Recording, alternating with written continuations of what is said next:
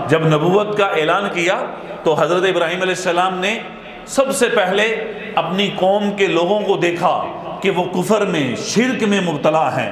اتنا شرک کہ انہوں نے مورتیاں بنائی ہوئی تھی، بت بنائے ہوئے تھے جن بتوں کو وہ پوجتے تھے۔ ابراہیم علیہ السلام نے ان کو سمجھایا کہ تم ان کی پرستش کرتے ہو کہ جو تمہارے اپنے ہاتھوں کے بنائے ہوئے ہیں۔ تو وہ کہتے تھے کہ اے ابراہیم، ہم تجھے تیرے معاملات کے اندر ہم دخل اندازی نہیں کرتے، تو ہمارے معاملات میں دخل اندازی مت کیا کر، لہٰذا ان بتوں کے حوالے سے جو تو بات کرتا ہے یہ ہمارے خدا ہیں، ان خداؤں کے بارے میں ایسا کلام نہ کیا کر۔ ابراہیم علیہ السلام کی دعوت چلتی رہی۔ ایک موقع ایسا آیا کہ اس موقع پر یہ ساری قوم کے لوگ میلے میں چلے گئے، کوئی فنکشن تھا، میلہ تھا سالانہ۔ تو اس میلے کے اندر جب گئے، ابراہیم علیہ السلام نے موقع کی تلاش کو دیکھ غنیمت سمجھ کر جتنے بت رکھے ہوئے تھے اور مورتیاں رکھی ہوئی تھی، ایک کلہاڑا پکڑا اور پکڑ کے ان تمام بتوں کو توڑ کے رکھ دیا۔ کسی کا بازو کاٹ دیا، ٹانگ کاٹ دی، تو بتوں کا ستیہ ناش کر کے ایک بڑا بت ان کا باقی تھا، اس کے کندھے کے اوپر کلہاڑا رکھ دیا اور رکھنے کے بعد ان کو ایسے کھلا چھوڑ دیا۔ وہ جب لوگ واپس آئے، آ کر دیکھا کہ خدا، ہمارے خداؤں کا کیا حشر کیا، یہ ہمارے آقاؤں کا، خداؤں کا کس نے یہ ستیہ ناش کر دیا۔ کسی نے کہا کہ میلے کے اندر ابراہیم نوجوان جو ہے وہ نہیں گیا اور وہ ہمارے بتوں کے خلاف باتیں بھی کیا کرتا تھا، اس کو بلاؤ۔ ابراہیم علیہ السلام کو بلایا گیا اور پوچھا کہ یہ کیا ماجرا ہے۔ ابراہیم علیہ السلام نے وہاں ایک عقلی دلیل پیش کی۔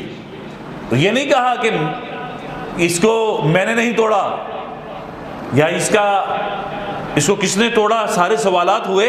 میں نے کہا دیکھو، یہ تمہارا بڑا بت صحیح و سالم ابھی تک کھڑا ہے، اس کے کندھے کے اوپر کلہاڑا بھی رکھا گیا ہے، تو تم اس بت سے پوچھ لو، شاید اسی نے توڑا ہو، یا اس سے پوچھو، یہ بتائے گا کہ کس نے توڑا ہے ان بقیہ بتوں کو۔ تو وہ کہنے لگے کہ ابراہیم، کوئی عقل میں آنے والی بات کرو، بھلا یہ کیسے بتائے گا، یہ کیسے بتائے گا جو نہ بول سکتا ہے، جو نہ سن سکتا ہے۔ اس موقع کو غنیمت سمجھتے ہوئے ابراہیم علیہ السلام نے ایک ایسی چوٹ ماری ان کے دلوں کے اوپر کہ بھلا جو سن نہیں سکتا، جو بول نہیں سکتا اور جو کسی حرکت کے قابل نہیں ہے، تم اس کی پرستش اور تم اس کی عبادت کس طرح کر سکتے ہو۔ اس پر ان کو اور غصہ آیا کہ ابھی بھی یہ ہمارے بتوں کے خلاف باتیں کر رہا ہے۔ لہذا انہوں نے ابراہیم علیہ السلام کو پکڑ کر قید میں ڈال دیا، اور قید میں ڈالنے کے بعد ابراہیم علیہ السلام کے لیے آگ جلائی گئی، کہا کہ اس کو جلا دیا جائے۔ لکڑیاں کٹھی کرو جی، کٹھی کی گئی۔ لکڑیاں کٹھی کرنے کے بعد، ان لکڑیوں کو اکٹھا کرنے کے بعد اتنا بڑا وہ ایک میدان تھا کہ جس میدان کے اندر لکڑیاں جمع کرنے کے بعد اب اس کو آگ لگائی گئی، تو روایات میں آتا ہے کہ اتنی بڑی آگ تھی کہ اوپر سے اڑ کر پرندہ گزر نہیں سکتا تھا، کہ وہ بھی جل کے راکھ ہو جاتا تھا۔ میں وہ میدان، وہ جگہ، جس جگہ پہ انہوں نے لکڑیوں کو رکھ کے آگ لگائی تھی، میں اپنی آنکھوں سے دیکھ کر آیا ہوں۔ ملک شام کے علاقوں میں جہاں آج کل ترکی کا قبضہ ہے، آج بھی عرفہ شہر کے اندر وہ جگہ محفوظ ہے کہ جہاں انہوں نے آگ لگا کر ابراہیم علیہ السلام کو بیچ میں گرانا تھا۔ تو یہ واقعہ بڑی عجیب آزمائش تھی۔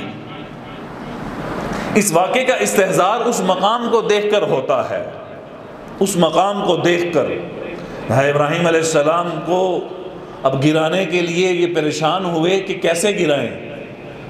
تو ان کے دماغ میں ایک شیطان نے آئیڈیا ڈالا کہ ایک منجنیق نما جس کے ذریعے پتھر وہ لوگ پھینکتے تھے تاکہ اس پتھروں کے ساتھ وہ جنگ کرتے تھے، تو اس میں ڈال کر ابراہیم علیہ السلام کو گراؤ۔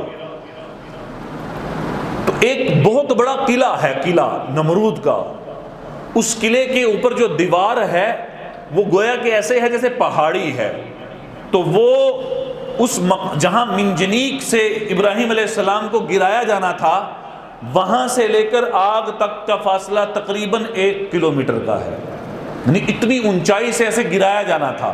800 یا 900 میٹر تو کنفرم ہے، اتنی اونچائی سے ایسے گرایا جانا تھا۔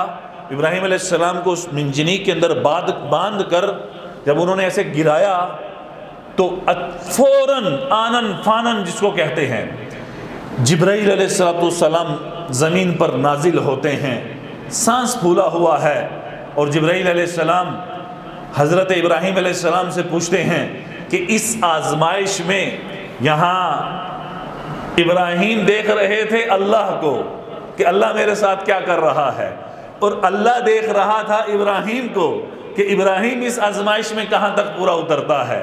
تو ایک عجیب کیفیت تھی، ایک عجیب نظارہ تھا۔ تو ابراہیم علیہ السلام جب ہوا میں تھے، جبرائیل علیہ السلام، اے ابراہیم، یہ پانی کا فرشتہ، یہ ہواؤں کا فرشتہ، جو حکم ہو فرمائیے، آگ کو اڑا دیں گے، بجھا دیں گے۔ حضرت ابراہیم علیہ السلام نے پوچھا کہ تم کس کے کہنے سے آئے ہو؟ اللہ نے تمہیں بھیجا ہے؟ میں نے کہا نہیں، ہم اللہ سے پوچھ کر آئے ہیں۔ فرق ہے، میں کسی سے پوچھ کر چلا جاؤں اس کا مطلب یہ نہیں ہے کہ اس نے مجھے بھیجا ہے یا کوئی مجھے خود بھیجے، ان دونوں چیزوں میں فرق ہے۔ تو ابراہیم علیہ السلام نے فرمایا کہ حسبی اللہ نعم الوکیل نعم المولا و نعم النصیر، یہ جملہ ارشاد فرمایا کہ مجھے میرا اللہ کافی ہے، مجھے مخلوق میں سے کسی کی مدد کی ضرورت نہیں ہے، کسی کی ضرورت نہیں ہے۔ علماء مفسرین لکھتے ہیں کہ یہ آگ کے اندر ابراہیم علیہ السلام کو جب گرایا جا رہا تھا، آزمائش یہ تو تھی ہی کہ آگ میں گرایا جا رہا ہے، اس سے بڑی آزمائش یہ تھی کہ اس آزمائش کے موقع پر ابراہیم علیہ السلام کی نگاہیں اللہ پر جاتی ہیں یا فرشتوں پر جاتی ہیں، خالق کی طرف جائیں گی، اللہ پر جائیں گی یا مخلوق کی طرف جائے گی۔ ابراہیم علیہ السلام نے مخلوق کی مدد لینے سے انکار کر کے اپنی نگاہوں کو سیدھا اللہ پر رکھا کہ مجھے میرا اللہ کافی ہے۔ یہاں ایک نقطے کی بات عرض کر دوں کہ جبرائیل علیہ السلام جب آئے تو آ کر کیا کہنے لگے؟ میرے ساتھ فرشتے کون سے ہیں؟ آگ اور پانی کے، دنیا ما تحت الاسباب ہے۔ جبرائیل بھی کہہ رہا تھا کہ پانی کے ذریعے بجھا دے گا یا ہوا کے ذریعے آگ کو اڑا دے گا، آپ بچ جاؤ گے، یعنی سبب کو پیش کر رہے تھے جبرائیل علیہ السلام بھی۔ لیکن جب نگاہیں اللہ پر گئی تو ان نگاہوں کے اللہ پر جانے کی برکت سے اللہ نے بغیر کسی سبب کو استعمال کیے کہ فرشتے کو کہا ہوتا کہ آگ بجھا دو، یا اللہ بادلوں کو حکم کرتے کہ بارش برساؤ، نہیں، اللہ نے براہ راست قلنا یا نار کونی بردا و سلاما، ہم نے آگ کو براہ راست یہ حکم دیا کہ اے آگ میرے ابراہیم کے لیے ٹھنڈی ہو جا، برد ٹھنڈی ہو جا، وہ سلاما، اور سلامتی والی، اتنی ٹھنڈی بھی نہیں کہ ابراہیم علیہ السلام کو ٹھنڈ لگے، بلکہ اعتدال کے ساتھ اپنی تپش کو ختم کر دے۔ تو آگ نے ابراہیم علیہ السلام کو اپنی گود میں لیا ہے، گود میں براہ راست اللہ نے آگ کو حکم دیا۔ ایک آزمائش یہ تھی۔ تو آگ کے اندر ہی ابراہیم علیہ السلام کی چلت پھرت، روایات میں آتا ہے کہ ابراہیم علیہ السلام کو رسیوں کے ساتھ باندھا گیا تھا، پھر پھینکا، وہ آگ جلی، اس نے ان رسیوں کو جلا کے رکھ دیا، لیکن ابراہیم علیہ السلام کے جسم کے ایک بال کو بھی نہ جلا سکی، ایک بال بھی۔ ابراہیم علیہ السلام کو اسے گود میں لیا، لینے کے بعد اعزاز بخشا۔